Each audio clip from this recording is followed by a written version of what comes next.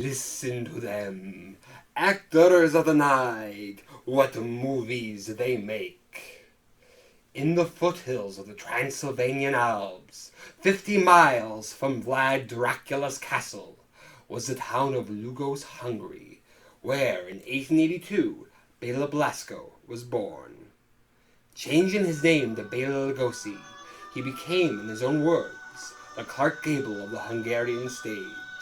He fought in World War I, and during the Revolution, worked with the government to help create an actors' union. But when a new party came into control, he was seen as an enemy and had to flee in the middle of the night. He eventually made his way to Broadway, learning his early parts phonetically, and in 1927, he got the role of his lifetime, Dracula.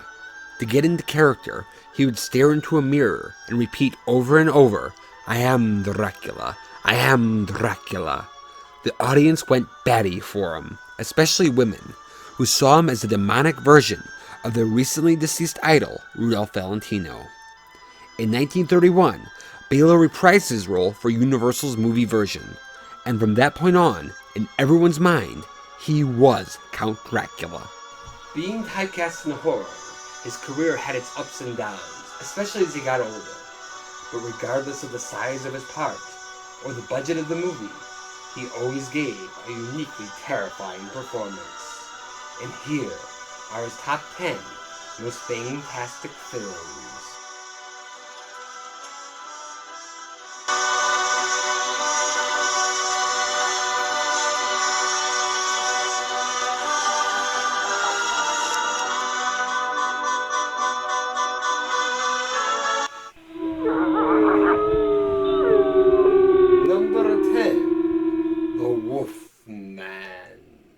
Larry Talbot is bitten by a werewolf, Bela the Fortune Teller, and becomes a werewolf himself. This has me in a hairy situation.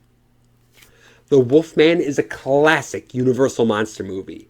Bela's part is small, but he's so memorable that I couldn't overlook it. He's what you'd imagine a gypsy fortune teller to be, not only being really Hungarian, but also being extremely charismatic.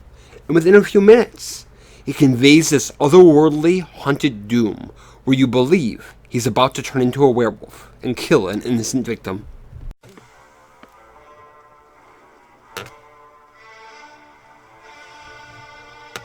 I will not disappoint you, my lady. Cut the cards.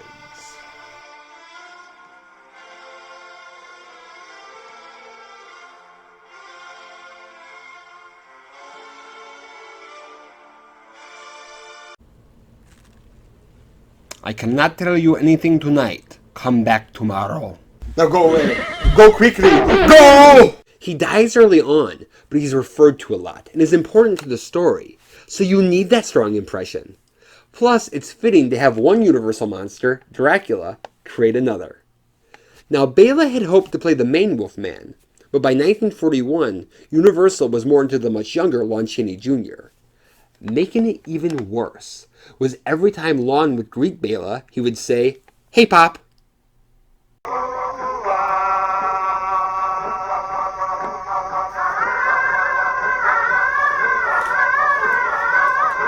Number 9, White Zombie.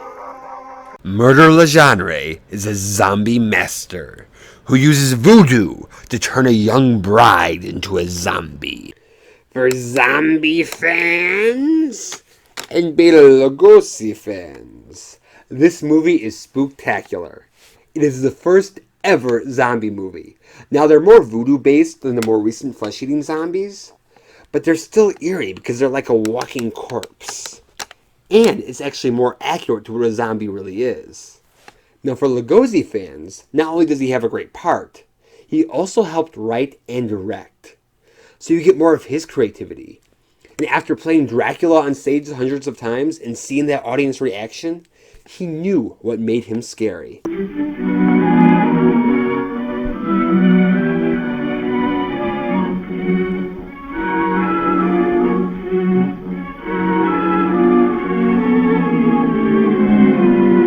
Who are you? And what are they? For you, my friend, they are the angels of death. In Dracula, his eyes were like pure evil, and his hand gestures were weird and otherworldly. And here, they utilize them even more, with close-ups and special effects. Some of the other actors are a little iffy, and there are some pacing issues, but with Bela as the epitome of sophisticated evil, bearing a striking resemblance to Satan, combined with haunting visuals and sounds, White Zombie is like a living nightmare. Number 8. The Devil Bat.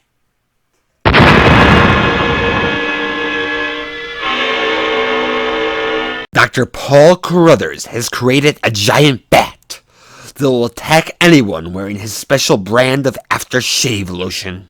As things got tough, Bela started doing low-budget horror movies, like at PRC Studios in Monogram. But regardless of quality, he always gave it his all. So at the very least, his B movies are fun. But the Devil Bat is the most fun. He plays a mad scientist, which he's always good at. Plus, it has that Dracula connection of creating giant bats. His plan sounds so silly that it's entertaining. And he has a groovy catchphrase that he says to each person that he's about to kill. Why don't you try a few drops of my new shaving lotion? Rub it on the tender parts of your neck. Here. Very soothing. Well, good night, Doctor. Goodbye, Roy.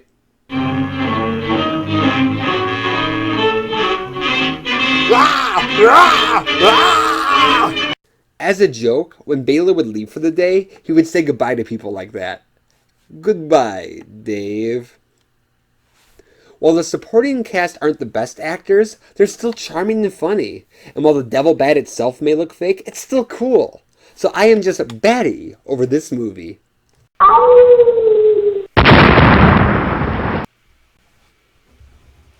Number 7.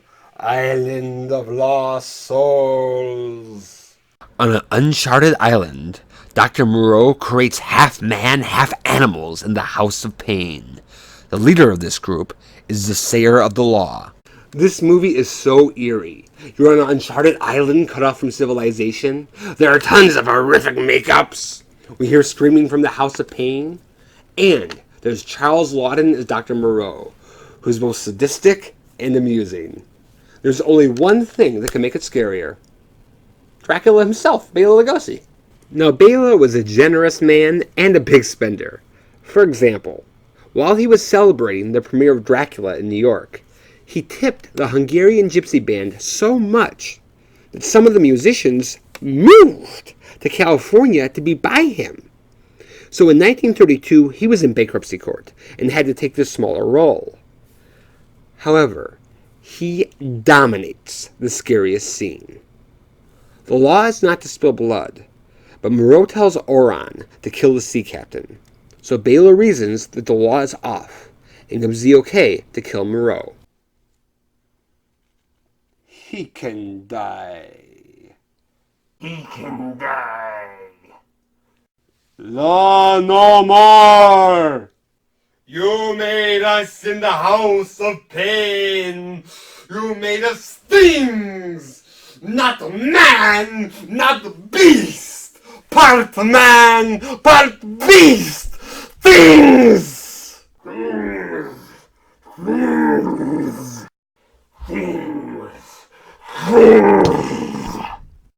Lugosi is so powerful. You feel the agony he went through in the House of Pain, but you also feel how passionate he is about getting his revenge. And all the creatures are right behind him as they corner Moreau into his own House of Pain.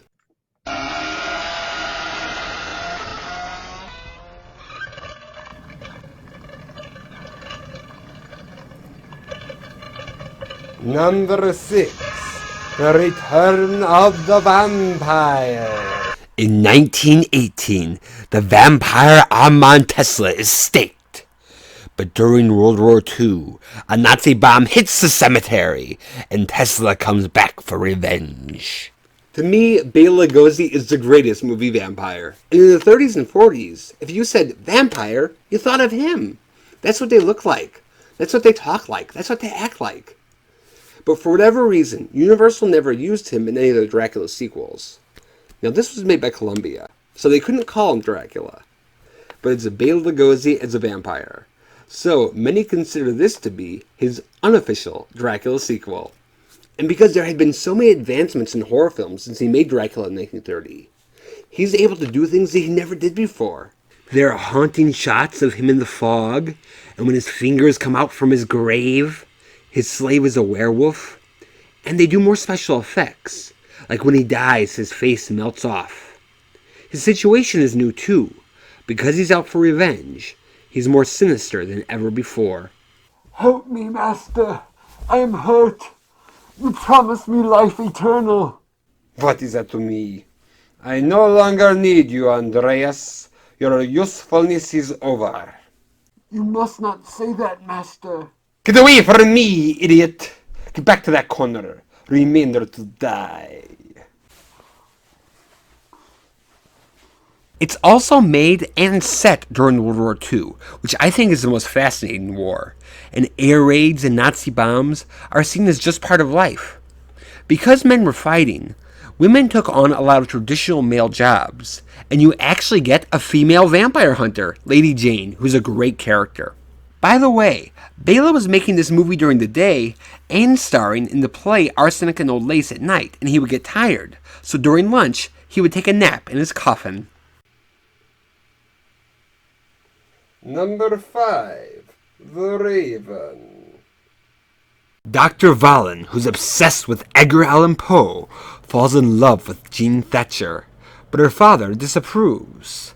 So he gets his revenge by using torture devices inspired by the writings of Poe. Most of the Universal monster actors, like Boris Karloff and Lon Chaney Jr., specialized in bringing sympathy to their monster roles, whereas Bela specialized in going for all-out evil. And here, he really gets to go for all-out evil as his most insane character, Dr. Valen. On screen, Bela is just as dark and macabre as Poe's writing. And with his great voice, he was a natural for doing Poe in movies, radio, on stage, and even television. And in this, he tortures people in elaborate death traps, he turns Boris Karloff into a monster, and always has a great spooky line to say while doing it.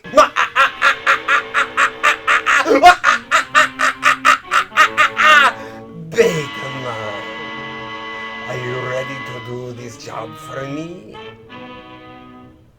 You're monstrously ugly.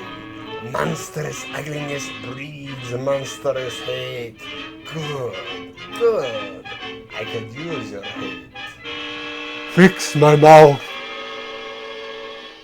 Make me look good. Not until you do this job for me. Your hand is used to torture. My brain, your hand. You wish to remain the ugly monster that you are? Bela also has his greatest co-star at his side, Boris Karloff. The two men more or less started the horror genre in American film with Dracula and Frankenstein, and on screen they were amazing together.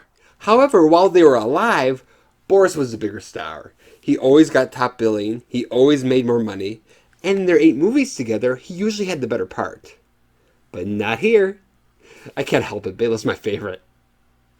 So I get all the spooky talents of Boris Karloff while still having my go-to ghoul at center stage. Number 4. Son of Frankenstein. Baron Wolf von Frankenstein, the son of Dr. Henry Frankenstein, has come to the village of Frankenstein with his family, and under the manipulation of Igor, revives the monster. This is the 3rd entry in Universal's Frankenstein franchise, and just like the monster, it is so well put together. The story is great, with Wolf defending his father's legacy at the sake of his own family. The sets are spooky and expressionistic. There's dark humor and a spooktacular cast. The original and best Frankenstein, Boris Karloff, is back in his final official performance as the monster. Basil Rathbone is Dr. Frankenstein. Lionel Atwill is the inspector. And Bela Lugosi is Igor. And after Dracula, this is usually considered his greatest role.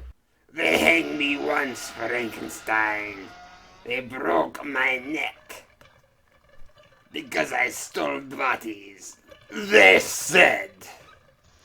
They cut me down and threw me in here and wouldn't bury me in holy place like churchyard because I stole bodies. They said. And so, Igor is dead. He's menacing and creepy and gets the monster to kill for him. But he's also strangely endearing and actually really funny. Bela Lugosi loved doing comedy and was especially proud of how well his comic timing came off here. He's totally different from Dracula, and as Igor created yet another unforgettable horror character. In number 3, I go to visit an old friend in The Black Cat. Dr. Vitus Vertigast has come for revenge against the war traitor Halmar Perlzig, who caused the death of 10,000 soldiers at Fort Marmaris during World War I. I think this is Bela Lugosi's spookiest movie, with the darkest atmosphere. The main setting, Halmar's house, is built upon the fort where he caused the death of 10,000 soldiers, and you see all the headstones outside. Some of the horrors are seen, like when Halmar leads a black mass with a human sacrifice, while others are unseen and just implied, like the necrophilia. We see that Halmar has a room filled with embalmed women, but it's the way he looks at them that tells us why. And all of it just gives the Black Cat this twisted, evil feeling. And speaking of twists, Bela Lugosi is actually the hero, Dr. Vitus Vertigast. Just like his character, Bela was in World War I. He saw countless men get shot and even burned to death. And when he's talking about the war, you sense his real memories coming through. The masterpiece of construction, built upon the ruins of the masterpiece of destruction. The masterpiece of murder. The murderer of 10,000 men returns to the place of his crime. Those who died were fortunate. I was taken to Cougar. Cougar, where the soul is killed, slowly. 15 years I rotted in the darkness. Waited. Not to kill you. To kill your soul. Slowly. Near the conclusion, we get another Transylvanian twist. Bela finds out that Boris has married Bela's daughter, and that Boris has just killed her. Bela goes insane and skins Boris Karloff alive. His intensity is terrifying. He's so into it, and it makes the movie even darker because your hero is crazier than your villain. This is also their first and best pairing because they're cast as rivals. Even though they're not playing Dracula and Frankenstein, this really is the first monster versus monster movie. The suspense is building the entire time, and when they finally battle it out, it is so exciting. Come here. Come here.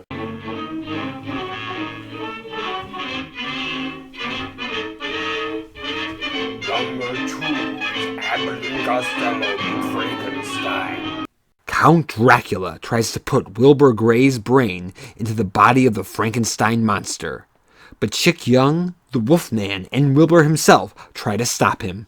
I think this is the best horror comedy ever made, because both the comedy and the horror are done brilliantly. First of all, you get the classic comedy team of the bossy Bud Abbott and the childlike Lou Costello. They did comedy routines like Who's on First, verbal comedy, and hilarious slapstick. And this is their best movie. Now, Lou Costello is especially funny when he's scared, which is perfect because they go up against 4 monsters. And the 4 monsters are all played by the actors who had played them in the regular horror movies. They recreate their roles dramatically, they're spooky, and bring an authentic horror atmosphere. You have the original Wolfman, Lon Chaney Jr., Glenn Strange, who played the monster in the last 2 movies, a cameo by Vincent Price as the Invisible Man, he had played them in The Invisible Man Returns, and of course, Bela Lugosi in his second and final movie appearance as Count Dracula. And he's just as dark and mysterious as he was in 1931. He's the main villain of the story, He does this iconic cape move and these strange gestures to hypnotize Lou Costello, which he did in the play Dracula, but didn't get to do in the movie version.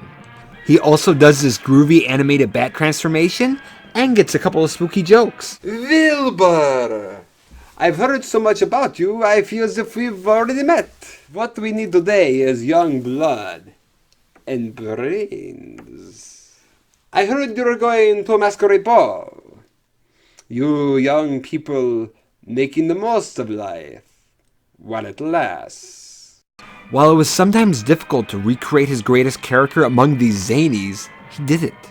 And had a great time making the movie. He even took his son to the set.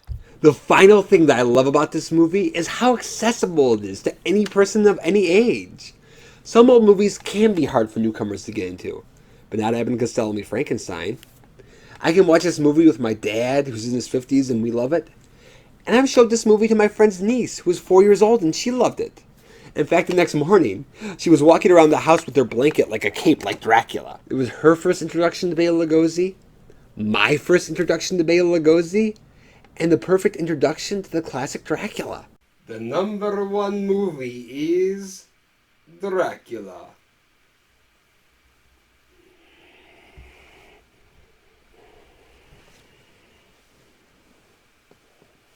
With the help of the real estate agent, Mr. Renfield, Count Dracula travels from Transylvania to England in search of new blood, and only Professor Van Helsing can stop him.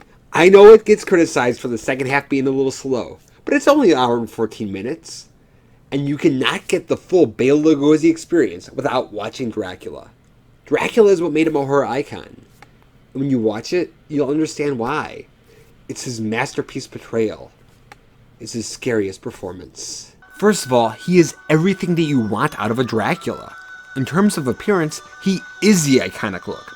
Halloween decorations are based on him and not the novel's depiction.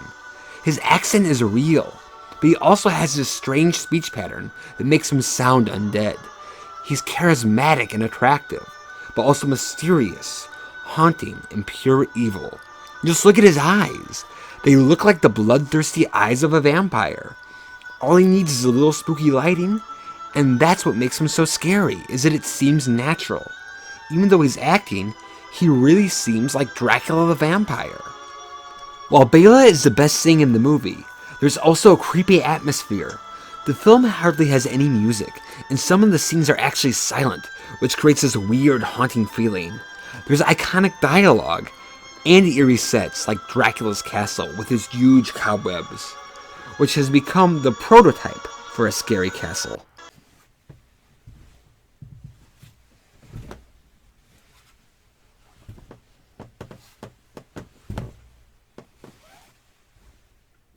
I am Dracula.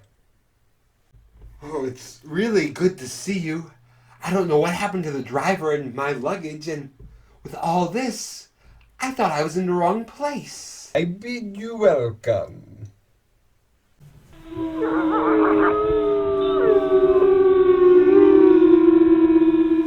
Listen to them, children of the night. What music they make.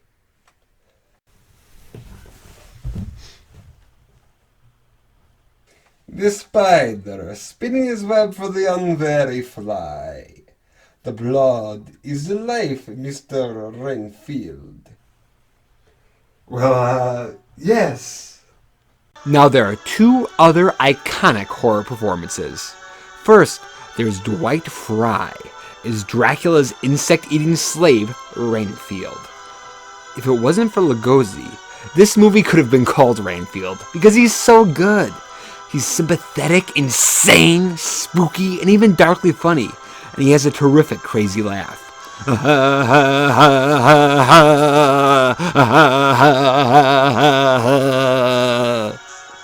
Then there's Edward Van Sloan, who was also in the play, is Dracula's arch nemesis, the vampire hunter Professor Van Helsing. In 1931, most people didn't know anything about vampires, but he explains the vampire lore so authoritatively and intelligently that it has become general knowledge. And on a personal note, it's my favorite movie. Abbott and Costello is what introduced me to Bela, But this is what got me into him. It made me want to learn more. Plus, no self-respecting horror fan should go without watching the original Dracula. Now, after the movie, Bela would continue to play Dracula on stage throughout his life, sometimes being billed as Dracula himself, Bela Lugosi. And when he died, he was buried in full Dracula costume. Now that's a horror icon.